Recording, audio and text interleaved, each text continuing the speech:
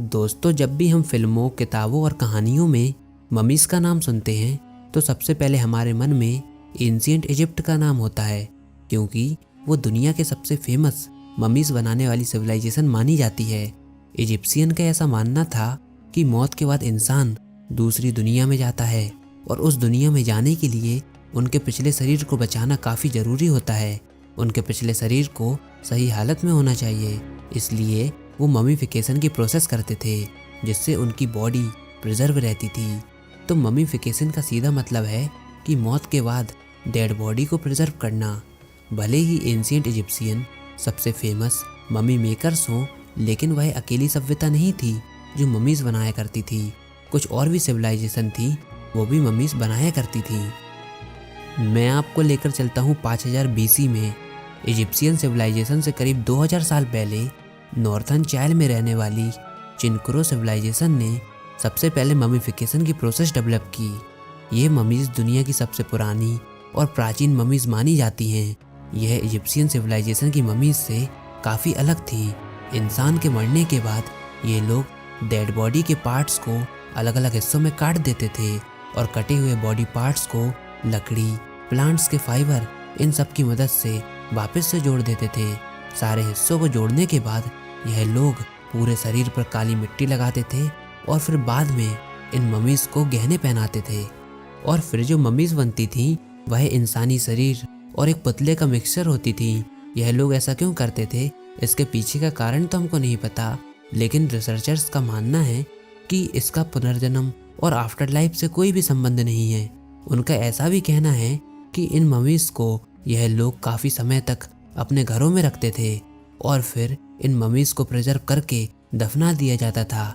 ऐसा लगता है कि यह लोग मरे हुए को रिस्पेक्ट देने के लिए ऐसा करते थे, लेकिन इसके पीछे का मेन रीज़न हमको नहीं पता। चिनक्रो सिविलाइजेशन के कुछ समय के बाद साउथ अमेरिका के कल्चर में भी ममीज़ बनाई जाने लगी और यह भी इजिप्शियन सिविलाइजेशन के बसने से पहले।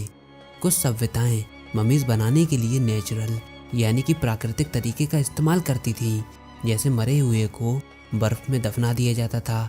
इस तरह उनकी बॉडी प्रिजर्व रहती थी। पेरू के पहाड़ों पर साइंटिस्ट को कुछ इनकन बॉडीज़ बर्फ़ में दबी हुई मिली, जो कि ड्राई एटमॉस्फेयर और काफ़ी कम टेम्परेचर की वजह से प्रिजर्व रही। साइंटिस्ट का मानना है कि इन बॉडीज़ को इनका के लोग इन पहाड़ों पर लाते थे, क्योंकि उनका ऐसा मानना था कि पहाड़ों पर यह बॉडी प्रिजर्व रहेंगी। इनका के लोग अपने देवताओं को खुश करने के लिए बच्चों की बलि चढ़ाया करते थे। मैं आपको लेकर चलता हूँ चाइना में। आज से 2000 साल पहले लेडी चैंग की मम्मी को बनाया गया।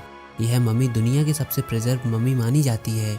लेडी चैंग की मम्मी को एक स्पेशल टाइप के एम्बेल्विंग फ्लूइड में रखा गया, जिसके कारण उनके टिश्यू काफ़ी सॉफ्ट बने रहे और इस मम्मी को एक एयरटाइट मकबरे में रखा गया।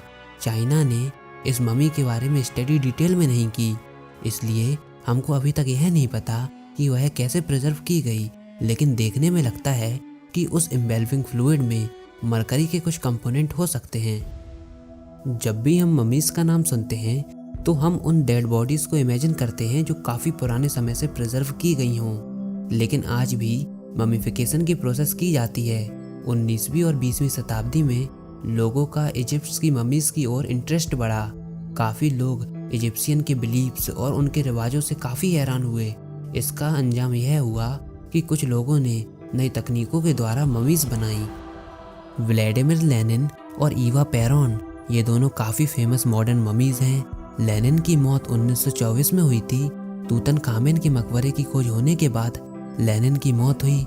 इस वजह से यह आइडिया आया कि क्यों ना लेनिन की भी मम्मी बनाई जाए। उसकी बॉडी को भी प्रिजर्व किया गया।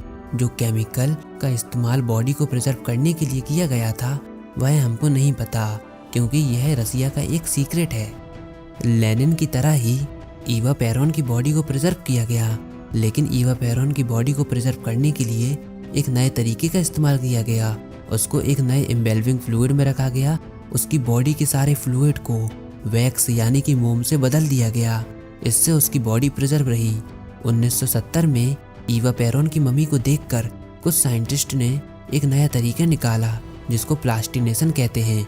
यह बॉडी को प्रिजर्व रखने की काफ़ी कॉम्प्लिकेटेड प्रोसेस होती है। इसमें बॉडी का सारा वाटर और बॉडी सेल में लिपिड्स को पॉलीमर से रिप्लेस किया जाता है।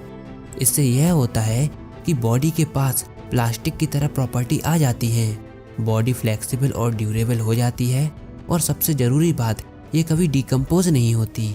प्लास्टिनेशन का काफ़ी यूज़ बॉडी के पार्ट्स को प्रिजर्व करने के लिए होता है, जिससे ये बॉडी पार्ट रिसर्च और एजुकेशन पर्पस के लिए यूज़ किए जाते हैं। आगे भी फ्यूचर में ममीफिकेशन की टेक्नोलॉजी को और भी ज़्यादा एडवांस किया जाएगा। इजिप्शियन की तरह ही हम भी ऐसा होप कर सकते हैं कि बदलती हुई टेक्नोलॉजी के साथ फ्यूचर में हम इन ममीज़ को वापस से जिंदा कर पाएँ। तो फ्रेंड्स, ये थी एक कंप्लीट हिस्ट्री ममीफिकेशन की प्रोसेस के ऊपर। आई होप आपको ये वीडियो ज़रूर पसंद आई होगी।